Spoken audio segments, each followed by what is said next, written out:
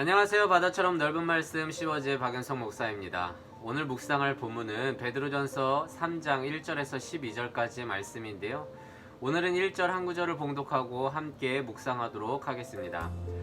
아내들아 이와 같이 자기 남편에게 순종하라. 이는 혹 말씀을 순종하지 않는 자라도 말로 말미암지 않고 그 아내의 행실로 말미암아 구원을 받게 하려 함이니. 어제까지 베드로는 세상 속에서 하나님의 은혜로 구원받은 성도가 거룩한 나그네로서 흩어져 살고 있는 세상 속에서 어떻게 살아내야 하는지 말해주었습니다. 때로는 불의하고 억울할지라도 하나님을 생각하며 주의 영광을 위해 세상과 맞서지 말라고 권면하였죠. 그리고 구원의 은혜를 기억하며 인내하라고 말했습니다. 그런데 오늘은 이 땅이 아닌 가정 가운데에서도 하나님을 생각하며 하나님의 영광을 드러내는 은혜의 인내를 요구하고 있는데요. 방금 봉독했듯이 1절 아내들아 자기 남편에게 순종하라, 공동 번역에서는 복종하라 라고 기록하고 있는데요. 이 구절을 단편적으로만 이해한다면 오해를 불러일으킬 수 있는 구절입니다. 하지만 이는 남성에 대한 여성의 복종, 그러니까 어떤 차별적인 이야기를 하는 것은 아닙니다. 1세기 로마, 헬라, 유대 사회에서 아내는 남편의 권위에 속해 있었기 때문에 관습상 여성은 남성의 종교에 따라갈 수밖에 없는 상황이었습니다. 예를 들어 남편이 기독교인이라면 그의 아내가 교회를 다니는 것이 문제가 되지 않겠지만 그렇지 않은 경우에는 남편의 종교를 따라가는 것이 일반적이었습니다. 그래서 남편의 종교가 다른 여성분들은 많은 어려움을 겪어야만 했는데요. 왜냐하면 가정 내 남편과 다른 신앙을 가진다는 것은 어찌 보면 그 시대의 사회 질서를 해치는 위협으로 보일 수 있었기 때문입니다. 지금도 그렇지만 당시도 믿지 않는 남편을 둔 여성도들이 많았던 것 같습니다. 그런 가운데서도 베드로는 믿지 않는 남편을 둔 아내들에게 하나님을 생각하며 인내함으로 믿지 않는 남편의 구원을 위한 신앙적인 자세를 요구한 것입니다. 그 아내의 행실로 말미암아 구원을 받게 하려 함이니. 그런데 우리는 순종하라 라는 말을 들으면 뭔가 시중 들고 섬겨야 하고 그 어떤 상하 개념, 힘의 개념에 국한시켜 생각하는 경향이 있는데요. 예를 들면 보통 아랫사람이 윗사람에게, 힘 없는 사람이 힘 있는 사람에게 순종한다고 생각하잖아요. 하지만 성경에서 말하는 순종은 그런 개념과는 아무런 상관이 없습니다. 하나님이 권면하는 순종이란 오직 사랑을 전제로 하여 드러나는 행위인데요. 사랑하기 때문에 섬기고 사랑하기 때문에 순종한다는 것입니다. 예를 들어 예수님은 전능하신 하나님이시지만 우리를 향해 죽기까지 순종하는 모습을 보여주셨는데요. 그러니까 사랑으로 제자들의 발을 씻겨주지 않았습니까? 제자들이 예수님보다 나이가 많아서 혹은 권력이나 힘이 세서 그랬습니까? 절대로 아니죠. 이 섬김의 순종은 절대적 사랑을 전제로 한 하나님께서 원하시기에 가능했던 모습입니다. 그래서 여기서 아내가 남편에게 순종하는 것은 믿지 않는 남편의 구원을 위한 사랑 때문이지 가부장제, 힘 혹은 상하 개념 때문이 아닙니다. 아내가 하나님을 경외하기 때문에 사랑을 전제로 한 순종이라는 것입니다. 그리고 바로 베드로는 남편에게도 아내에게 요구한 것처럼 또 다른 순종을 권면하고 있습니다. 7절에는 이렇게 기록되어 있습니다.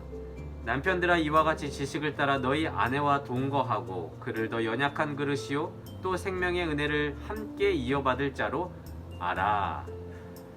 여기서 이와 같이라는 말은 아내에게 요구한 것처럼 남편도 똑같은 마음으로 하라는 것입니다. 여기에 지식은 하나님의 지식으로서 결혼 관계에서 원하시는 하나님의 의도를 말합니다.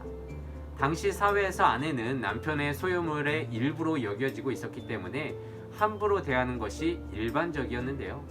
남편들은 하나님께서 정하신 창조 질서에 따라 하나님께 순종함으로 연약한 아내를 물건 취급하는 것이 아니라 사랑과 존귀함으로 대하고 함께 하나님의 은혜를 받는데 차별이 없다는 것을 삶 가운데서 드러내야 했습니다. 그러니까 믿지 않는 남편을 둔 아내는 사랑을 전제로 그의 구원을 위해, 그리고 여성을 함부로 대하는 세상에서 남편은 사랑을 전제로 아내를 존귀하게 대해야 한다는 것이죠. 그런데 믿는 자의 모든 인간 관계는 본질적으로 이와 같습니다. 그러니까 그리스도인들은 사랑을 전제로 상대를 섬기고 사랑을 전제로 상대에게 순종해야 한다는 것입니다. 예수님께서는요, 이 땅 가운데 오신 이유를 마가복음 10장 45절에서 이렇게 기록합니다. 인자가 온 것은 섬김을 받으려 함이 아니라 도리어 섬기려 한다. 여러분, 섬기고 순종한다는 것은 부정적이지 않습니다. 단지 부정적이라 생각한다면 그것은 우리 인간의 편견인 것이죠. 세상은 힘의 관계로 만들어지지만 그리스도인은 사랑의 관계로 만들어집니다. 그래서 나이와 지위에 상관없이 우리는 사랑 때문에 양방향으로 순종할 수 있습니다. 한편 베드로는 이 땅에서 거룩한 나그네로 살아가는 디아스포라들에게 믿음의 공동체에 안팎에서 지켜야 할 성도의 자세에 대해서 권면하며 마무리 짓고 있는데요. 먼저 믿음의 공동체 안에서 취해야 할 바람직한 태도를 열거하고 있습니다. 8절입니다. 마지막으로 말하노니 너희가 다 마음을 같이하여 동정하며 형제를 사랑하며 불쌍히 여기며 겸손하며. 먼저 동정이란 것은 동참하여 함께 고통을 받는 공감하는 것을 말하고요.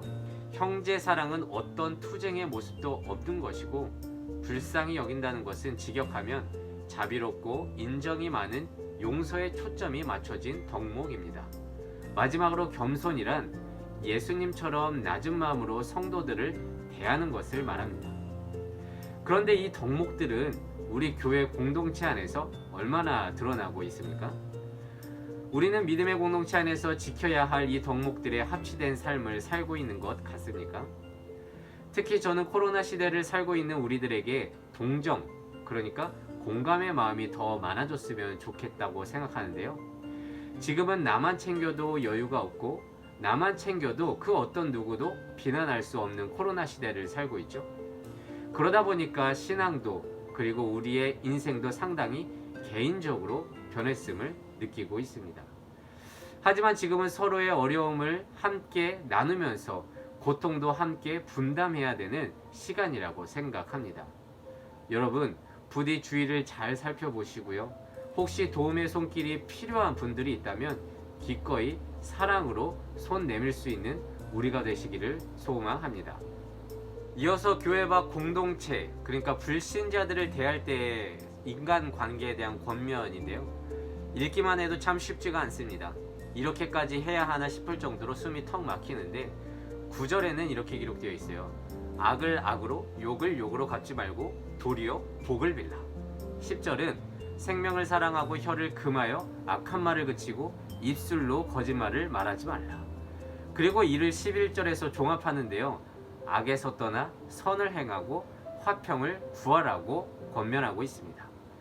즉 세상 속에서 믿는 자들은 화평을 구하는 자, 피스메이커가 되어야 한다는 것인데요.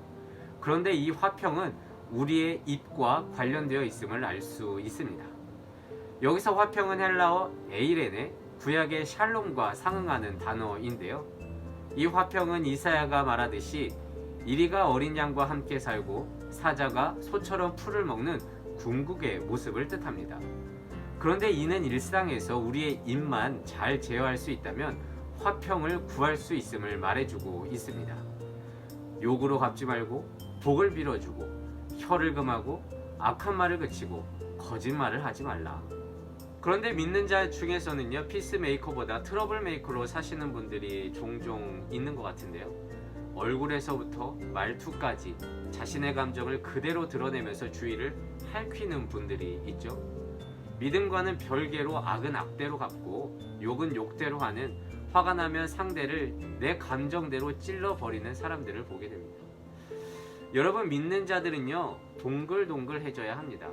틱틱거리고 말에 가시가 있는 것은 개성이 아니라 신앙과 동떨어진 모습일 뿐입니다.